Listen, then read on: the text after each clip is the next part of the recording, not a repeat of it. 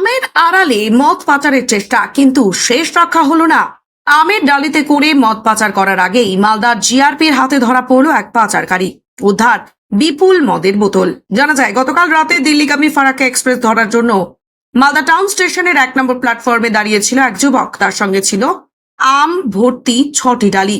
কিন্তু গোপন সূত্রে জিআরপি খবর পেয়ে অভিযান চালিয়ে তাকে গ্রেপ্তার করে। জানা গিয়েছে, ধৃত যুবক আমের ডালির আড়ালে ওই মদগুলি পার্টনার নিয়ে যেত।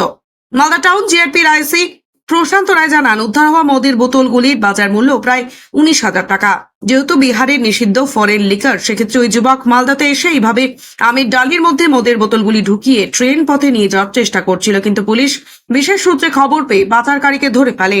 আজকে আমাদের কাছে একটা ইনফরমেশন আসছিল যে এখানে বেঙ্গল থেকে বিহারে যাচ্ছে আমের পেটি করে অনেক রকম মদ যাচ্ছে। তো এই খবরটা আমাদের কাছে আসছিল। তো যেটা বলছিল যে আমাদের সোর্সের কাছে যে খবরটা আসছিল, বলছে যে ফারাক্কা এক্সপ্রেসে এখান থেকে বিহারে যাবে। ওই খবর পেয়ে আমরা আমাদের কাছে সোর্স অনুযায়ী আমরা একটা ব্যক্তিকে অর্ডার করি। ওর কাছে 6 পেটি আম ছিল।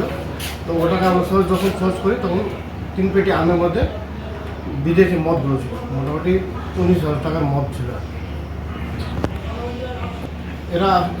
ছেলেটা আসছিল এখান থেকে ফারাক্কা এক্সপ্রেস ধরার জন্য আসছিল। বাড়ি কোথায়? ওর বাড়ি হচ্ছে বিহার, পাটনাতে বাড়ি।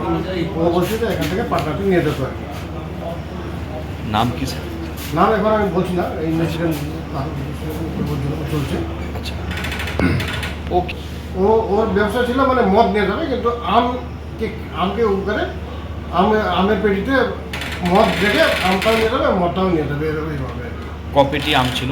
6 পেটি আমের মধ্যে 3 পেটি আমের মধ্যে মদটা পেয়েছি আমরা। কি মদ আছে মোটামুটি এখানে? বিয়ার আছে, উইস্কি আছে, আর ভোডকা আছে। কত অ্যাপ্রক্সিমেট? মার্কেট ভ্যালু মোটামুটি 19,000 টাকা।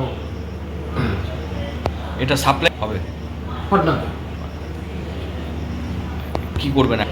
যার কাছে আমরা পেয়েছি তার কাছে আমরা কেস করছি, আর ওকে কালকে আমরা সিজন করে পড়বো।